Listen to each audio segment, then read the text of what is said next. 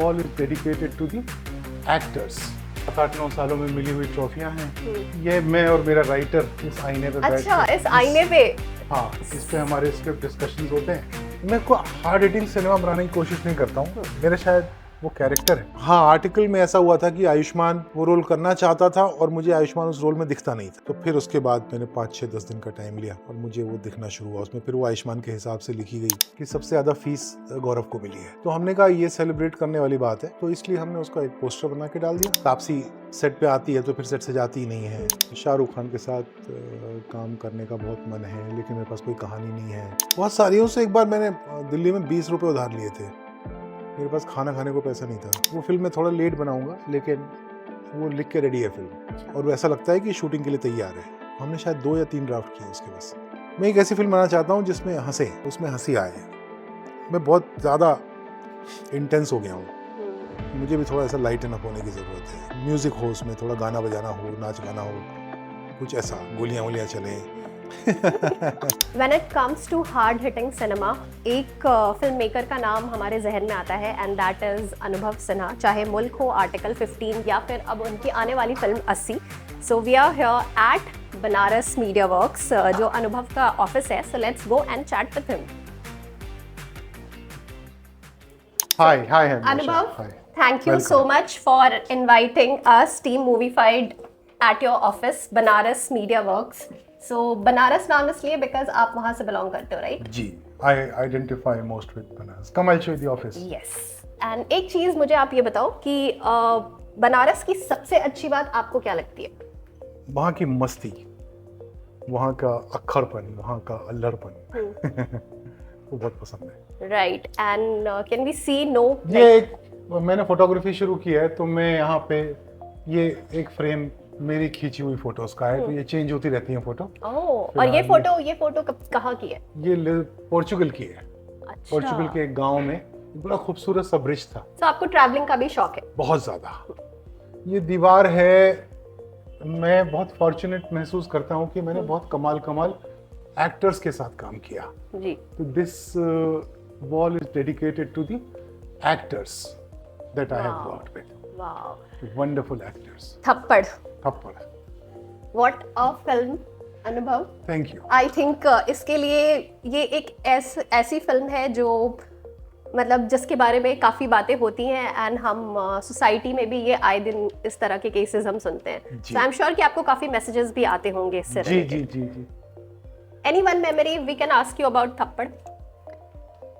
Actually सारी फिल्में बहुत सारी मेमोरी से भरी होती हैं। थप्पड़ में सबसे इंटरेस्टिंग और फनी मेमोरी है थप्पड़ वाले शॉट की, कि जब Powell it became impossible for him to hit her, जबकि तापसी ने बोल दिया कि मार दे मुझे, फिर भी वो बेचारा मार नहीं पाया। हमने 10-12 बार ट्राई किया और वो मार नहीं पाया, but thankfully the shot works. And also दूसरा शॉट मैं आपको बताती हूँ, वो आपने जो एक आई एग्जैक्टली डोंट रिमेम्बर कितनी बार वो शॉट है, बट वो चाय बनाने वाला, करेक्ट, लेमन ग्रास कट करके डालने वाला, so that is something like through out the film. वो मैंने काउंट करने की कोशिश की, बट मैंने एक्चुअली मैं भूल गई कितनी बार था वो। 3 दिन। हाँ, हमने शूट किया था 7 दिन, पर हमने इवेंचुअली एडिट में रहा 3 ही दिन। ये हमारा एडिटिंग रूम है।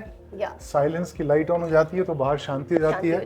एडिटिंग रूम प्लस कम स्क्रीनिंग रूम है। तो यहाँ पे हमारा ये एक प्रकार का फिल्म क्लब भी है। ये हमने स्क्रीन लगाया है जहाँ पे हफ्ते में कम से कम एक फिल्म ऑफिस वाले देखते हैं। अभी ऑफिस खाली है बिकॉज सब लोग शूटिंग कर रहे हैं जैसलमेर में, तो ऑफिस में कोई नहीं है। आधे लोग शूटिंग कर रहे हैं, आधे लोग इसका प्रमोशन कर रहे हैं। आपके एक्टर्स और आपके डायरेक्टर फ्रेंड्स वो भी आते हैं और ऐसे भी? हाँ, जब भी अपनी फिल्म का जो भी फर्स्ट कट देखना होता है, सेकंड कट देखना होता है, तो सारे दोस्तों की स्क्रीनिंग यहाँ होती है। एंड वन फिल्म जो अनुभव सिन्हा ने मल्टीपल टाइम्स देखी है, वो कौन सी है? अपनी नहीं, कोई भी? बहुत सारी है, बहुत सारी है, मतलब बट एक होता है ना कि याद हो कि ये सीन बाय सीन वो फिल्म याद है और मैंने इतनी बार मुझे सीन बाय सीन फिल्में याद नहीं रहती। अच्छा। मुझे फिल्मों के चंक्स याद रहते हैं। तो ऐसी बहुत सारी फिल्में हैं। अभी पीछे मैंने भूल गया, दिमाग एकदम फॉग हो गया। बताता हूँ अभी, लेकिन इस सवाल का जवाब देता हूँ। तो ये हमारा editing room cum screening room है। और ये फेवरेट कॉर्नर है? नहीं, ऐसा नहीं है, लेकिन हाँ अच्छा भी लगता है। लेकिन ये कि सबसे फेवरेट नहीं, ये जो पिछले 8 7 8 9 सालों में मिली हुई ट्रॉफियां हैं। ये मेरा कमरा है जहां मैं बैठता हूँ। ये मेरी कुर्सी है। ये लाइफ के इंस्पिरेशन है, महात्मा गांधी। हाँ। ये फोटोएं हैं, लोग गिफ्ट करते रहते हैं, खास तौर पे मेरे photographers. I think this is I see now it, my favourite picture आपके ऑफिस का भी। ये मैं और मेरा राइटर इस आईने पे बैठ अच्छा, के इस आईने पे। हाँ, इस पे हमारे स्क्रिप्ट डिस्कशंस होते हैं। ये थोड़ी किताबें। आपको पढ़ने का शौक है? हाँ हाँ, बहुत ज्यादा। बहुत ज्यादा।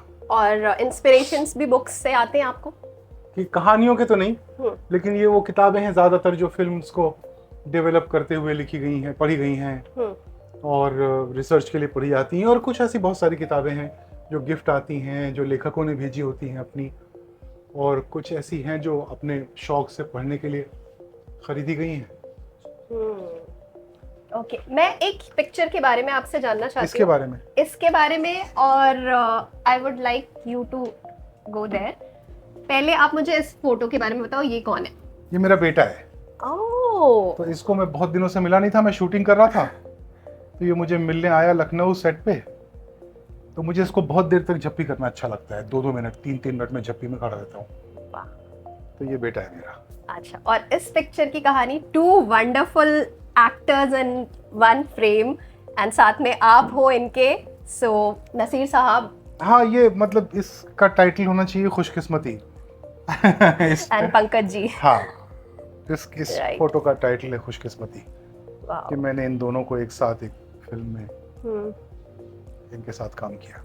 ये हमारे दफ्तर में ऐसा कोशिश होती है कि हम लोग एक टेबल पे बैठ के साथ में काम करें, साथ में खाना खाएं। मुझे वो बहुत ज़्यादा पसंद नहीं है चीज़ें। अच्छा, ये लेकिन वो फिर भी कुछ डिपार्टमेंट्स ऐसे हैं जिनको वो टेबल अच्छी लगती है। राइट। बाकी लोग यहाँ काम करते हैं, वहाँ काम करते हैं, वहाँ काम करते हैं। ये हमारा मीटिंग रूम है। जब कभी ज़्यादा लोग होते हैं तो इस कमरे में मीटिंग होती है।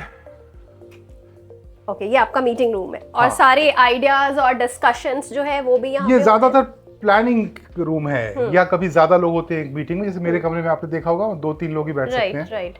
तो 2-3 लोग तक वहाँ बैठते हैं, और जब 7-8-10 लोग हो जाते हैं वो यहाँ बैठते हैं। और इस पूरे ऑफिस को डिजाइन किसने किया है? हमने कोई डिजाइन नहीं किया है, ये अच्छा। धीरे धीरे बनते बन गया। जब हम ऑफिस में आए थे 2018 में, अगस्त में, तो ये हमने किराए पे दिया हुआ था। मैंने खरीदी थी ये जगह बहुत पहले। तो ये सब पूरा ऑफिस इससे भरा हुआ था, वहां से वहां तक।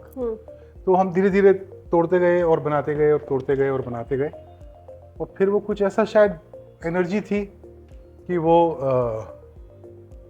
अच्छा लगने लग गया। राइट। ये पीला रंग सरस्वती का रंग है, और हमारे यहाँ सरस्वती जी वहाँ भी विराजती हैं। हाँ, वो मैंने देखा। हाँ जी। तो हमारा काम ही उनका है। राइट। ये एक और कैबिन है, यहाँ रत्ना बैठती हैं। तो एक कैबिन ये है, और बाकी सब So, यहाँ मीटिंग में, बाकी- मतलब आमतौर पे इस दफ्तर में 15-20 लोग हमेशा किसी भी वक्त पे होते हैं। पर इस समय एक फिल्म की शूटिंग चल रही है और एक फिल्म का प्रमोशन चल रहा है। Right. ये चीज़ मैं आपको दिखाना चाहूँगा। ये बड़ी इंटरेस्टिंग चीज़ है। पुराने समय में, आज से 15-17 साल पहले, जी। सिंगल स्क्रीन सिनेमा हॉल्स में फोटो सेट लगते थे। इसको फोटो सेट बोलते हैं, और दुनिया भर में इसको लॉबी कार्ड बोलते हैं। उसके बाद ये परंपरा धीरे धीरे खत्म हो गई। तो अभी जब मैं बहुत सारे शहरों में घूमने गया था और सिंगल स्क्रीन के ओनर से मिला, तो उन्होंने कहा कि सर आप लोगों ने फोटो सेट बनाना बंद कर दिया। तो 80 में कुछ 10-15 साल बाद पहली बार फोटो सेट छपे हैं। तो 4 इधर हैं और 4 इधर हैं। तो जब मैंने ये सिंगल स्क्रीन के लिए बनवाए मैंने, लेकिन जब इसको मल्टीप्लेक्स वालों ने देखा तो उन्होंने कहा सर हमें भी चाहिए। मैंने कहा आपके यहाँ तो जगह ही नहीं होती इसके लिए। तो बोले आप इसका ना मुझे इलेक्ट्रॉनिक वर्जन बना के दे दीजिए। तो हमारे यहाँ वर्टिकल टेलीविजन होते हैं, राइट। तो हम उस पर डिस्प्ले पे करेंगे। display तो अभी मैं करेंगे, 10-15 शहरों के लौटा हूँ, तो वहाँ पे मैंने देखा कि ये फोटो सेट जो है वहाँ चलते रहते हैं। अनुभव, एक सवाल, जब हार्ड हिटिंग सिनेमा की बात होती है, रियलिटी की बात होती है ना, और जो चीज़ें जिस तरह से कंट्री में चल रही हैं, सो क्या पहला थॉट आता है जब आप एक सब्जेक्ट को चूज करते हो फिल्म बनाने के लिए? ऐसा नहीं होता है कि मैं कोई हार्ड हिटिंग सिनेमा बनाने की कोशिश नहीं करता हूँ। मेरा शायद वो कैरेक्टर है कि मैं उन रियलिटीज़ को फेस करने की कोशिश करता हूँ कि ये हमारे समाज में चल रहा है और इसको भी ठीक करने की जरूरत है। बहुत सारी चीज़ें ठीक हो भी रही हैं, लेकिन बहुत सारी चीज़ें हैं जिन पर तो वो मुझे कोई एक ऐसी बात पकड़ लेती है, वो डिस्टर्ब करती रहती है मुझे, और फिर वो धीरे धीरे कहानी की शक्ल ले लेती है। कई बार नहीं भी लेती है। तो जब कहानी की शक्ल ले लेती है तो फिर हम एक फिल्म बनाने निकल पड़ते हैं। किस सब्जेक्ट के टाइम पे, मूवी के टाइम पे ऐसा थॉट आपके जहन में आया हो जो जिसने आपको काफ़ी ज़्यादा परेशान किया हो और आपको लगा हो कि I have to do this? आए दिन अखबार में छपती रहती है, पढ़ता हूँ।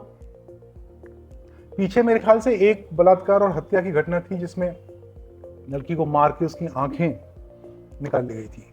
वो मतलब पता नहीं कैसे वो मेरे लिए, उसमें फोटो तो नहीं छपी थी, लेकिन वो मेरे दिमाग में एक इमेज बनी और वो बहुत उसने मुझे डिस्टर्ब किया, तो वो रुक गई थी। तो मेरा ख्याल है वहाँ से, लेकिन ये जो फिल्म की कहानी है ये उस पर बेस्ड नहीं है, ये किसी एक घटना पर बेस्ड नहीं है, ये तो काल्पनिक कहानी है और कतई फिक्टिशियस है।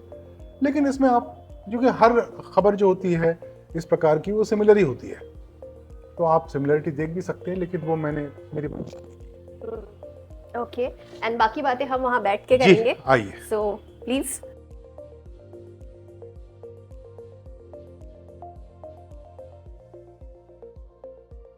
अनुभव, पहले मैं 80 की बात करूं जो 20th फेब को रिलीज हो रही है। इसका जो प्रमोशन स्टार्ट हुआ ना वो बहुत अलग तरीके से हुआ। दैट इस फिल्म के जो राइटर हैं वो उनको सबसे ज़्यादा फीस मिली है। सो ये थॉट कैसे आया था? नहीं, ऐसा नहीं तय किया था कि इससे ज़्यादा फीस किसी को नहीं देंगे, पर वो जिस दिन पोस्टर आया वो उसके ही 5-6 दिन पहले हमने रियलाइज़ किया कि ऐसा हुआ है कि सबसे ज़्यादा फीस गौरव को मिली है। तो हमने कहा ये सेलिब्रेट करने वाली बात है, तो इसलिए हमने उसका एक पोस्टर बना के डाल दिया, और उससे एक शायद ये भी संदेश जाता है कि ये फिल्म अपनी कहानी को लेके बहुत गर्व महसूस करती है कि हमने हमारी कहानी पे मेहनत की है, उस पर पैसे खर्च किए, समय खर्च किया। सबसे ज़्यादा ज़रूरी चीज़ हमारे लिए हमारी कहानी है। इसलिए इस बार हमने किसी स्टार कास्ट या डायरेक्टर से फिल्म की कैंपेन को लॉन्च नहीं किया, बल्कि उसके लेखक से किया। तब तक अगर आप याद करें तो मेरा नाम भी नहीं आया था। करेक्ट। सिर्फ फिल्म का नाम आया था और गौरव का नाम आया था। बिल्कुल बिल्कुल। सो स्पेशली इन दिनों जब हम देखते हैं, अब तो OTT आने के बाद और सीरीज वगैरह के बाद फिर भी राइटर्स को थोड़े क्रेडिट्स मिलने लगे हैं अनुभव, बट पहले ऐसे नहीं होता था। राइटर्स भी अब now they are very like open and talk about their films कि उनकी फिल्म आ रही है। बहुत मतलब क्रेडिट जो इन द सेंस में बात करूँ, क्रेडिट अब उनको ज़्यादा मिलने लगा है। सो इन अ वे आपने जो ये पूरा आइडिया आया उससे कहीं ना कहीं एक पूरे इंडस्ट्री में और भी राइटर्स के लिए it's kind of a boosting thing. ऐसा नहीं है, हम लोग ना बॉलीवुड की हमेशा जो ख़राब प्रैक्टिसेस हैं उनके बारे में बात करते हैं। ख्वाजा अहमद अब्बास, अबरार अलवी, मुल्कराज आनंद, ये वो लोग हैं जो हिंदी सिनेमा के लिए लिखते रहे हैं, और इसके पहले भी और अभी भी। बहुत सारे अभिजात जोशी के बारे में कितनी बात होती है। अभिजात जोशी ने कमाल की फिल्में लिखी हैं और वो सेलिब्रेट होता है। लिरिसिस्ट के बारे में बात होती है। ये सच है कि कुछ और लोग हैं जिनको सेलिब्रेट किया जाना चाहिए, वो हमेशा से थोड़े कम सेलिब्रेट हुए राइटिंग की दुनिया में। एक्टर्स क्या होता है ना, ये सिर्फ इंडस्ट्री का नहीं है।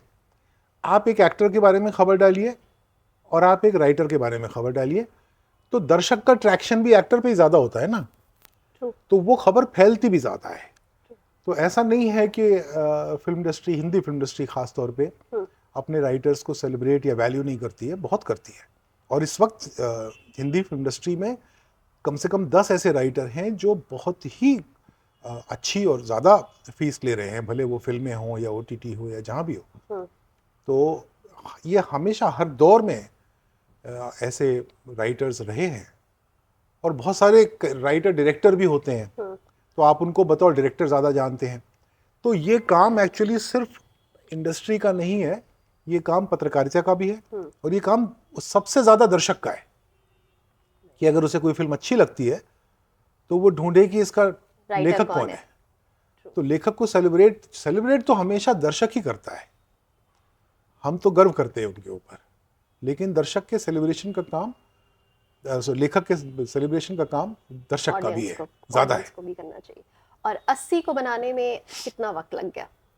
कोई भी फिल्म कमोबेश 1-1.5 साल, बहुत फास्ट फिल्म जो होती है वो 1-1.5 साल लेती है। तो 80 को भी लिखाई शुरू करने से लेकर के खत्म होने तक मेरा ख्याल है 1.5-2 साल के बीच का वक्त है। And your third collaboration with Taapsee जी।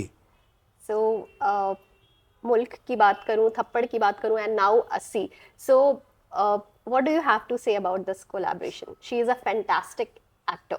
जी, बहुत कमाल इंसान है। हम दोनों के किरदार भी थोड़े सिमिलर हैं, हम लोगों की सोच थोड़ी सिमिलर है, तो हम लोग सेम प्रकार की कहानियों से एक्साइट होते हैं और काम करने का तरीका सिमिलर है। तापसी सेट पे आती है तो फिर सेट से जाती ही नहीं है, सेट पे बैठी रहती है, उसका शॉट हो नहीं हो। मुझे वो एक्टर्स बहुत पसंद हैं जो मुझे पता ही नहीं चलता कि सेट पर है। कुछ एक्टर्स ऐसे होते हैं जिनके होने से एक हवा में भारीपन होता है, वो मेरे लिए बहुत तकलीफदेह होता है। तो पूरी टीम मेरे लिए, सब लोग बराबर इम्पॉर्टेंट होते हैं और ज़्यादातर एक्टर्स जिनके साथ मैं काम करता हूँ उनके लिए भी वो भी ऐसा ही मानते हैं कि वो सबसे ज़रूरी लोग नहीं हैं ये कहानी कहने के लिए, पूरी टीम उतनी ही ज़रूरी है। तो जब लाइटिंग हो रही होती है, कुछ हो रही होती है, एक्टर छुप के कहीं कोने में बैठे होते हैं या कमरे के ठीक बाहर होते हैं। तो तापसी के साथ वो बहुत ईज है और एक्ट्रेस तो बहुत कमाल है ही वो। जी। और 80 के लिए पहला थॉट तापसी को लेकर ही आया था? हाँ जी, हाँ जी। Okay. And if I talk about what responsibility does cinema have in shaping public opinion according to you as a filmmaker? Public opinion तो पब्लिक बनाती है, पब्लिक का अपना जीवन है जो हमारे सिनेमा से कहीं ज़्यादा गहन है, सघन है और रियल है, ज़मीनी पर है। तो ओपिनियन उनकी हम बना नहीं सकते, हम मेज़ पर कुछ दस्तावेज रख सकते हैं, कुछ घटनाएं रख सकते हैं, कुछ सच्चाइयां रख सकते हैं जिस पे ध्यान जा नहीं रहा है शायद।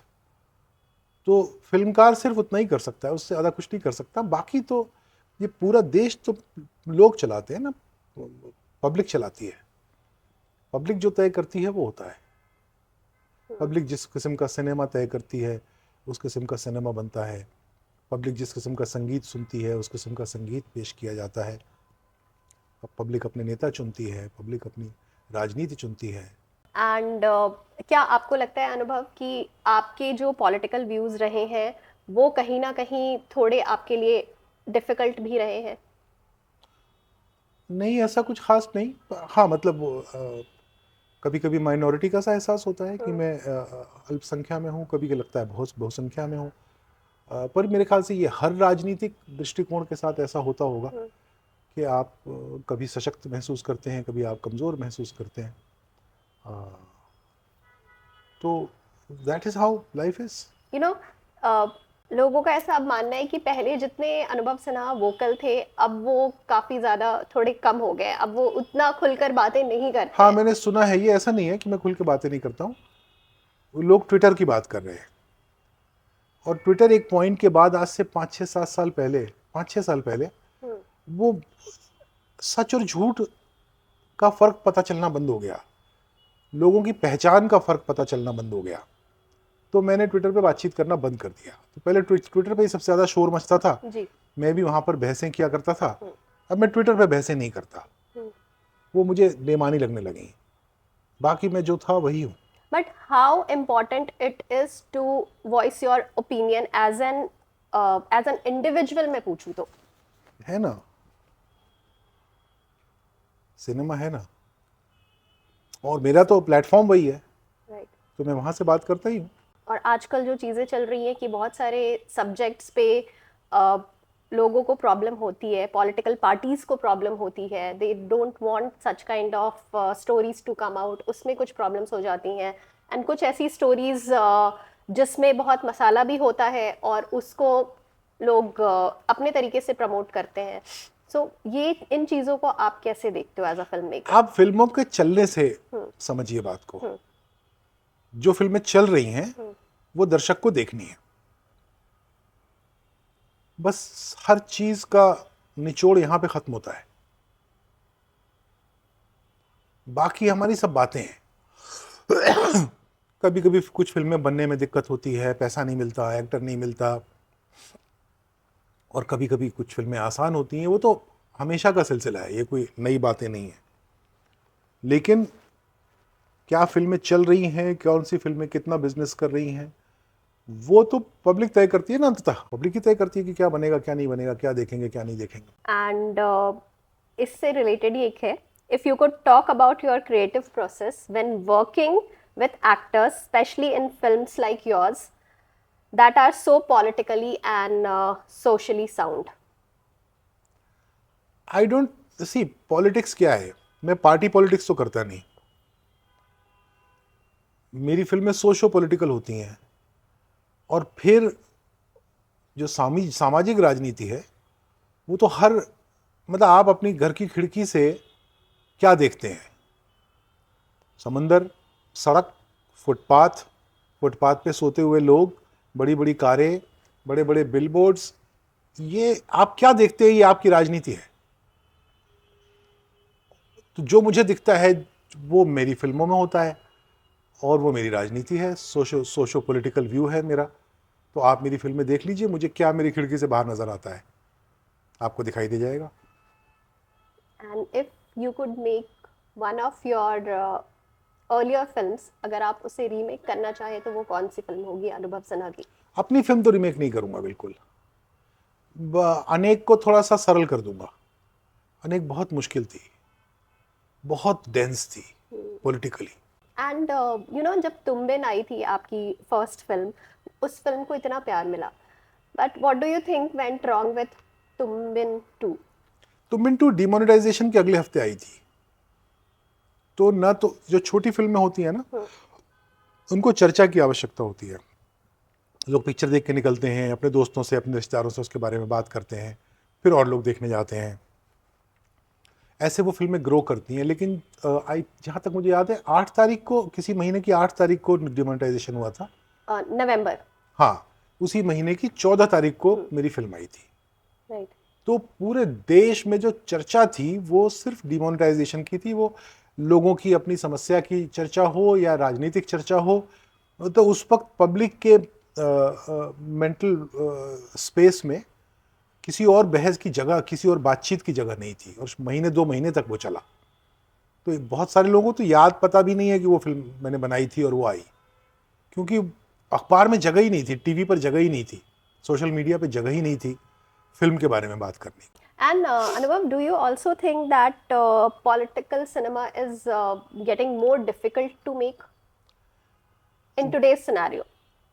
नहीं, ऐसा डिपेंड करता है आपकी, आप क्या कह रहे हैं उस फिल्म में। अगर आप कुछ ऐसी बातें हो सकती हैं जो और सिर्फ हिंदुस्तान नहीं, कहीं पर भी अगर आप कोई ऐसी फिल्म में कोई आपकी फिल्म में कोई ऐसी आवाज़ है जो पॉलिटिकल डिस्पेंसेशन को पसंद नहीं है, तो मुश्किल हो जाएगी, लोगों का पार्टिसिपेशन मुश्किल हो जाएगा। एंड मैं अगर टॉप 3 फिल्म मेकर्स की बात करूं हमारी इंडस्ट्री से, तो वो कौन है अकॉर्डिंग टू यू, Top जिनकी 3 फिल्में filmmakers? आप देखना पसंद करते हैं, you look forward to their films? मैं बहुत प्रकार का, एक्चुअली खाना हो, म्यूजिक हो या फिल्म हो, मेरी पसंद जो है ना बहुत डाइवर्स है। तो मुझे अनीस बज़मी बहुत पसंद है, मुझे अनुराग कश्यप भी बहुत पसंद है, मुझे सुधीर मिश्रा भी बहुत पसंद है, और मुझे राजू हिरानी भी बहुत पसंद है। तो अब इसको मैंने अगर एक ऑर्डर में बोलूँगा तो ऐसा लगेगा कि मेरी ऑर्डर ऑफ प्रायोरिटी वो है। रोहित शेट्टी की फिल्में मुझे बहुत अच्छी लगती हैं, वो हालांकि पिछली 2-3 फिल्में उनकी देखी नहीं है मैंने, तो उनके अपना वो गोलमाल वोलमाल बहुत मज़ेदार है। कुछ मुझे वो फिल्में बहुत अच्छी लगती हैं जो कहीं से भी शुरू करो, कहीं पे भी उड़ जाओ, फिर बाद में कहीं और से शुरू करो, तो मज़ेदार फिल्में होती हैं जो आपको स्ट्रेस बस्टर होती हैं। कुछ फिल्में विमर्श वाली होती हैं, तो वो भी फिल्में मुझे बहुत पसंद हैं। खाने में मुझे सुशी भी बहुत पसंद है और पानी पूरी भी बहुत पसंद है। आप तो बहुत बड़े फूडी हो एनीवेज।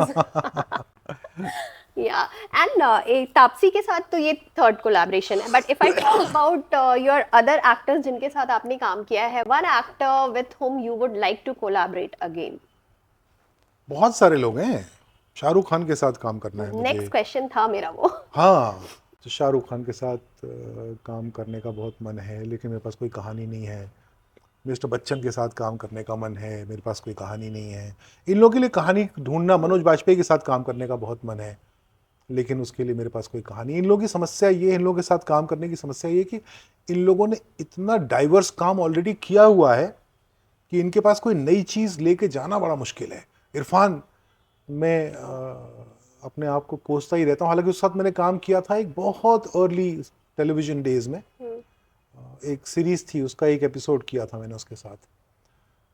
तो काम किया इरफान के साथ मैंने, लेकिन वो दोस्त था और अब वो नहीं है हमारे बीच। और मुझे ऐसा लगता है कि शायद अचानक एक दिन पता चलेगा कि अरे वो है, आ गया, तो तब उसके साथ ज़रूर काम किया जाएगा। और ये लोग हैं, नसीर भाई हैं, पंकज कपूर हैं, मनोज पावा, कुमुद मिश्रा, मेरे बहुत फेवरेट लोगों में से। वो मेरी हर फिल्म में होते ही हैं। उनके बिना मैं ऐसे तो लगता है कि ये पिक्चर पता नहीं अच्छी बनेगी कि नहीं। अगर और इस फिल्म में भी जीशान एंड कुमुद दोनों हैं। हाँ, मतलब एक मनोज साथ पावा भी हैं। या मनोज भी हैं, राइट। तो ये लोग हैं मेरे फेवरेट एक्टर्स, और बहुत सारे फेवरेट एक्टर्स हैं जिनके साथ मैंने काम किया है या नहीं भी किया है। यू नो, इरफान एक ऐसे एक्टर थे ना जिनकी बात जब भी होती है ना किसी से, मतलब उनको उतना ही प्यार मिलता है, लोग मेमोरीज वैसी शेयर करते हैं। अब उनके बेटे बाबिल से लोगों को बहुत ज़्यादा उम्मीदें हैं। You must have seen his work. How do you see your like any memory if you can share with us Irfan के साथ? बहुत सारियों से। एक बार मैंने दिल्ली में 20 रुपये उधार लिए थे, मेरे पास खाना खाने को पैसा नहीं था, तो वो लाल रंग का पिंक कलर का नोट होता था एक, 20 रुपए का, वो लिया था मैंने ये उससे। थिएटर डेज की बात? हाँ, मतलब मैं तो थिएटर नहीं करता था, इरफान करता था, हाँ। पर मैं इरफान को जानता था, जी। तो उससे 20 रुपए लिए थे। वही वापस करने को 15-20 दिन लग गए थे। यार इरफान, यार कोई 20 रुपए देना है यार जरा। हाँ लो गुरु, लो, दे दिए पैसे। तो उससे खाना खा लिया था कुछ, और फिर उसको वापस कर दिए थे। 15-20 दिन के बाद आपने वापस कर दिया? हाँ, मुझे याद नहीं, लेकिन समय लगा था, अगले ही दिन वापस नहीं किए थे। ये मुझे याद है। और जब आपने जब करियर की शुरुआत की थी अनुभव, and now since you have got so many films and series and everything in your kitty, अब आप जब सिनेमा बनाते हो ना, तो आपको क्या सबसे ज़्यादा डिफिकल्टीज फेस करनी पड़ती हैं? लिखने में। फिल्म की लिखाई दुनिया का सबसे मुश्किल काम है, बाकी सब हो जाता है। कितने ड्राफ्ट्स में फाइनल होती है फिल्म? 18-20। 18-20? हाँ, 18-20 ड्राफ्ट मिनिमम लगते हैं, कई बार ज़्यादा भी लगते हैं। बहुत समय बाद मैंने और गौरव ने एक फिल्म का दूसरा तीसरा ड्राफ्ट लिख के रेडी किया, और वो ऐसा लग रहा है कि हो गया क्या, तो हम लोग उसमें खामियां निकालने की कोशिश कर रहे हैं। वो फिल्म मैं थोड़ा लेट बनाऊंगा, लेकिन वो लिख के रेडी है फिल्म। अच्छा। और वो ऐसा लगता है कि शूटिंग के लिए तैयार है। हमने शायद 2 या 3 ड्राफ्ट किए उसके बस। तो ये मतलब वन ऑफ दी फिल्म्स होगी जो सबसे हाँ, इकलौती है जल्दी- ये। इकलौती है? हाँ। अच्छा, और वो हम कब तक देखेंगे फिर? क्या पता, वो अभी फौरन बनाने का मन नहीं है। And that is also based on social issues and all? हाँ, वो भी मैं थोड़ा सा, ये भी एक कारण है कि मैं अब इसके बाद जो अगली फिल्म बनाऊंगा, वो मैं चाहता हूँ थोड़ी ज़्यादा, मैं एक ऐसी फिल्म बनाना चाहता हूँ जिसमें हंसे। कॉमेडी? नहीं, कॉमेडी नहीं कह सकते उसको, Humor. लेकिन हाँ, ह्यूमर हो, उसमें हंसी आए। मैं बहुत ज़्यादा इंटेंस हो गया हूँ, मुझे भी थोड़ा ऐसा लाइटन अप होने की ज़रूरत है। म्यूज़िक हो, उसमें थोड़ा गाना बजाना हो, नाच गाना हो, कुछ ऐसा, गोलियाँ वोलियाँ चलें। Okay, and now talking about मुल्क से, यू नो, ऋषि कपूर का one of the like best performances लोग बोलते हैं मुल्क ने एक रहा है। So any memory from that film? बहुत सारी है। मैं मतलब चिंटू जी को इतना नहीं जानता था शूटिंग शुरू होने से पहले, उनको तो बिल्कुल ही नहीं जानता था, लेकिन उस पूरी फिल्म को बनाने में जो मेरा उनसे रिश्ता बना था, वो बहुत ही यूनिक और बहुत ही बढ़िया था। तो मैं उनको बहुत मिस करता हूँ। मुझे याद है, मैं आखिरी बार उनको मिला था अमित जी की दिवाली पार्टी में, तो वो न्यूयॉर्क से लौटे थे इलाज करा के और वो ठीक हो गए थे, और मैं थप्पड़ की शूटिंग ख़त्म करके आया था। तो मुझे बोले क्या बात, तुमने आप थप्पड़ की शूटिंग ख़त्म हो गई आपकी? तो मैंने कहा जी। बोले एक शॉट और ले लीजिए, उसमें मैं पीछे से निकल जाऊँगा। तो मैं बहुत हंसा, और फिर बोले नहीं नहीं लिखिए, कुछ लिखिए लिखिए, बनाते हैं, मैं ठीक हो गया हूँ। वो मेरी आखिरी मुलाकात थी उनसे, और मुझे बहुत अफसोस है कि मैं अब उन्हें फ़ोन नहीं कर सकता। मुझे इस बात का बहुत अफसोस है, मतलब बहुत ही मज़ेदार आदमी थे। हालांकि मुझे डराया गया था कि उनके साथ काम करना आसान नहीं है, बाद में मुझे समझ में आया क्यों। लेकिन वो एक पतली सी दीवार थी, अगर आप वो तोड़ दें तो उनके साथ काम करना सबसे ज़्यादा आसान और सबसे ज़्यादा मज़ेदार था। लेकिन अगर वो दीवार आपने नहीं तोड़ी तो फिर मुश्किल हो सकती है, क्योंकि थोड़े से वो थे, डरा देते थे।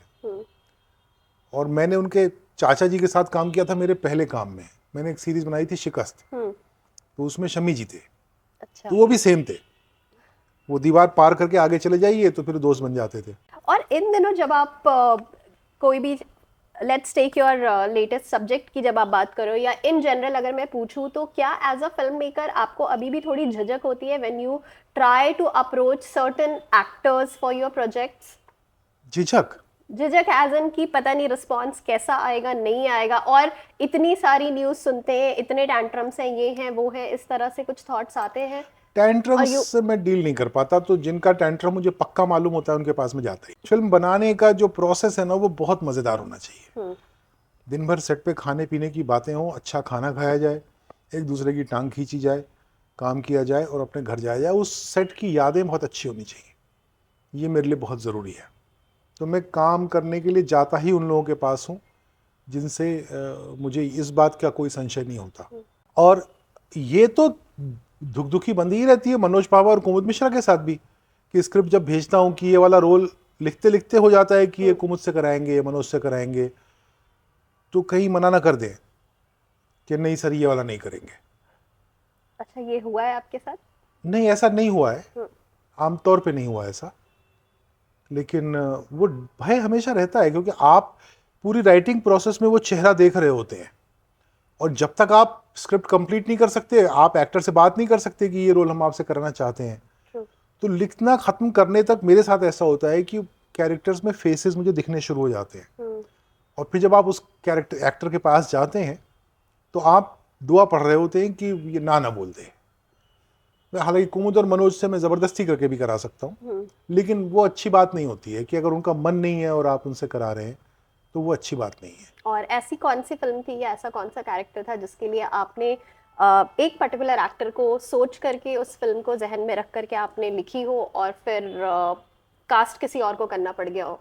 कई बार डेट्स वेट्स को लेके ऐसा हो जाता है, लेकिन मुल्क में जो छोटे भाई का रोल है, मैं रजत कपूर से कराना चाहता था। रजत ने स्क्रिप्ट पढ़ी तो बोला कि मैं ये भी करने को तैयार हूँ, और जो उसने इवेंचुअली किया वो भी करने को तैयार हूँ। तो फिर मैं फंस गया। फिर मैंने मनोज पावा से कराया वो रोल, और उन मनोज पावा ने कमाल ही किया उस रोल में, सबने बहुत तारीफ़ की। तो इस प्रकार की घटनाएं हुई हैं, पर ऐसा मन मसोसने वाली हरकत, मतलब मन मसोसने वाली घटना नहीं हुई है कि अरे यार वो होते तो ज़्यादा बेहतर होता।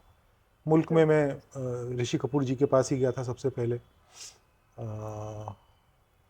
आर्टिकल, हाँ आर्टिकल में ऐसा हुआ था कि आयुष्मान वो रोल करना चाहता था और मुझे आयुष्मान उस रोल में दिखता नहीं था। फिर मैंने उसको बोला मुझे 5-6 दिन का समय दे, तो फिर मैं इंटरनेट पे उसकी फ़ोटो में ढूंढता रहता था कि कोई एक फ़ोटो में मुझे वो किरदार दिख जाए, और इवेंचुअली मुझे एक फ़ोटो मिली उसकी जिसमें वो मुझे दिख गया, और फिर मैंने कहा चलो करते हैं। और पहले आपने किसको सोचा था उसमें? मुझे कोई समझ नहीं आ रहा था, वो स्क्रिप्ट लिखी हुई रखी थी मेरे पास, मुझे कोई समझ में नहीं आता। फिर ये मैंने तय किया था कि तापसी के साथ उसको चेंज रीराइट करके लड़की बना के तापसी के साथ बना देता हूँ। पर वो लिखना शुरू करने से पहले आयुष्मान से मुलाकात हुई किसी और फिल्म के सिलसिले में, और आयुष्मान को मैंने वो कहानी सुनाई, तो उसने कहा ये मैं करना चाहता हूँ सर। तो फिर उसके बाद मैंने 5-6-10 दिन का टाइम लिया, और मुझे वो दिखना शुरू हुआ उसमें। फिर वो आयुष्मान के हिसाब से लिखी गई और उसको पढ़ाई गई, उसको अच्छी लगी। तो उसका मैं आयुष्मान को भी बोलता रहता हूँ कि मैंने आर्टिकल बनाई, इसमें 50% श्रेय तुम्हारा है, क्योंकि मैं उसको बैक बर्नर पे रख चुका था। मैं सोचा था इसको बाद में बनाऊंगा कभी तापसी के साथ। राइट। क्योंकि तापसी उस वक्त शायद मनमर्जियाँ शूट करने जा रही थी फॉरेन, तो 2-3 महीने के लिए वो व्यस्त थी। तो मैंने सोचा था कि ठीक है, फिर बाद में लिख के इसको तापसी के साथ करेंगे। तापसी भी करना चाहती थी। फिर मैंने तापसी कहा कि तापसी होगा नहीं, ये मैं बना रहा हूँ। आयुष्मान के साथ बना रहा हूँ। हाँ, okay. And talking about industry की अगर मैं बात करूँ ना अनुभव, सो जब आप ऐसी न्यूज़ सुनते हो दैट सर्टन एक्टर्स की ये डिमांड्स आई हैं, न्यूज़ में आती हैं, गॉसिप्स आती हैं, बहुत सारी चीज़ें कि वैनिटी डिमांड होती है या फिर ऑनतराज कॉस्ट होता है, so how do you see these things as a film maker? इसके 2-3 जवाब हैं मेरे। मतलब ये सारी बातें जब मैं सुनता, देखता और महसूस करता हूँ, मेरे साथ भी होता है, तो मैं अपने आप से ही वार्ता कर लेता हूँ। देखिए, एक तो तरीका है इसको देखने का ये है कि अगर आपको उसके ऑनटराज का कॉस्ट पसंद नहीं है तो आप उसके साथ काम मत कीजिए। ऐसा आपके साथ कभी हुआ है कि आपने सोचा हो एंड देन आपके पास ये लिस्ट आई हो, without naming the actor you can just tell us about that? नहीं नहीं, मुझे नाम वाम लेने में कोई चिंता नहीं होती। नहीं, मेरे साथ ऐसा नहीं हुआ है। मेरे साथ जब भी कुछ होता है कि मैं ये नहीं कर सकता, तो मैं एक्टर से बात कर लेता हूँ या सागर एक्टर से बात कर लेता है और वो सॉर्ट आउट हो जाता है। ओके। लेकिन कोई एक्टर ऐसा भी हो सकता है कि बोले नहीं, मैं काम तभी करूंगा जब ये होगा, ये होगा। तो आप काम मत कीजिए उसके साथ। दूसरा तरीका सोचने का एक ये भी है, और रास्ता इन दोनों के बीच में कहीं है। दूसरा तरीका ये भी है सोचने का कि आर्टिस्ट स्टाफ कॉस्ट प्रोहिबिटिव होती जा रही है, एब्सोल्युटली प्रोहिबिटिव। तो उस पर एक्टरों से बातचीत करने की आवश्यकता है। क्योंकि क्या है कि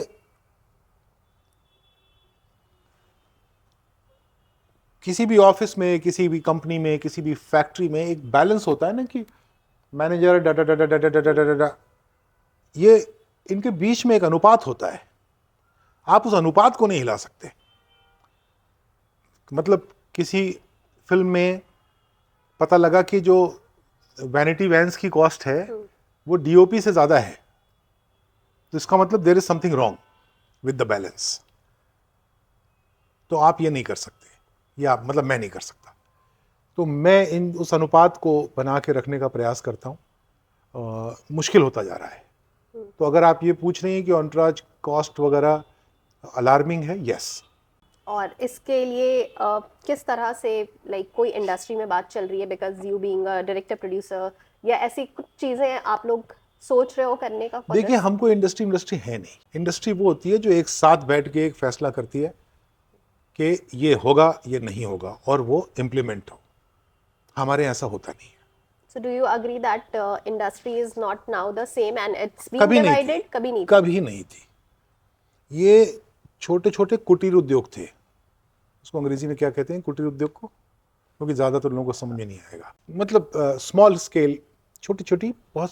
every studio, every production company is a small scale industry with its own individual characteristics. और वो सारी चीज़ों को मिला के पत्रकार वर्ग को समझ में नहीं आता है कि क्या बोलें, तो या तो बॉलीवुड बोल देते हैं या हिंदी फिल्म इंडस्ट्री बोल देते हैं। इंडस्ट्री वो होती है जो सिंक में होती है एक दूसरे के साथ, और वो साथ में तय करती है कि हम लोग बिस्किट बनाएंगे तो ऐसे बनाएंगे, तुमको कितना भी कॉस्ट रखना है रख लो, कितने का बेचना है वो तुम तय कर लो, डिपेंडिंग ऑन योर। पर वो सारी वर्किंग पे उनका एक सिंक होता है। स्टील इंडस्ट्री का अलग होता है, ऑयल इंडस्ट्री का अलग होता है, सबका अलग होता है। तो हम लोग उस प्रकार से, स्पेशली जो बम्बई में जो फिल्म उद्योग है, वो इस प्रकार से काम नहीं करता। हम लोग बहुत इंडिविजुअलिस्टिक लोग हैं। हर कंपनी के, हर प्रोडक्शन कंपनी के, हर स्टूडियो के अपने नियम कायदे हैं, और उन कायदों में मेरा कोई योगदान हो वो कोई ज़रूरी नहीं है। उनमें एक सामूहिक कोई एक फैसला हो वो भी नहीं होता। तो इसलिए मैं ऐसा मानता हूं कि ये कोई एक इंडस्ट्री नहीं है, ये बहुत सारी इंडस्ट्रीज हैं मुंबई में। ओके। एंड अब मेरे पास यहाँ पे कुछ सवाल हैं which is from team movie fight, and so मैं आपसे ये पूछना चाहूँगी on behalf of this question is by Prashant.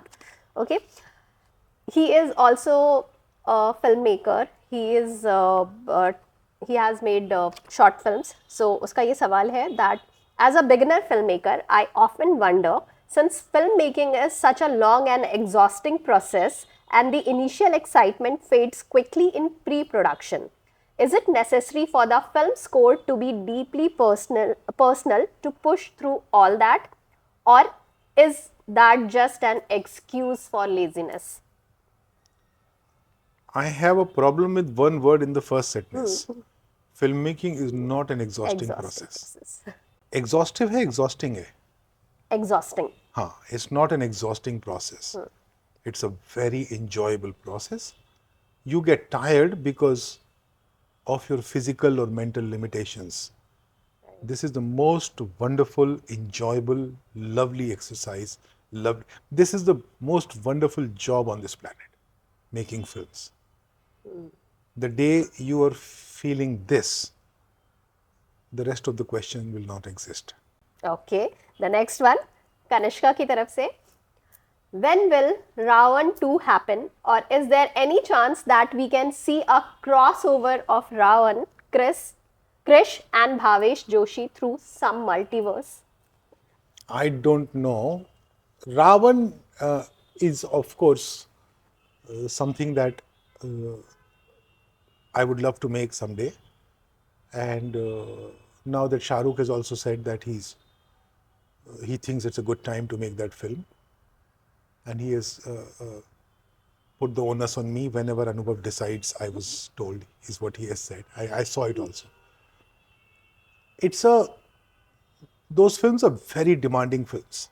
Right. They require a lot of time and commitment, and past 10 years, I've become used to films that I shoot in 30-35 days and release it 5-6-4 months later. So my cadence is very different from what a Ravan requires. And obviously, the thought has been coming to my head. Shah Rukh and I have occasionally spoken about it.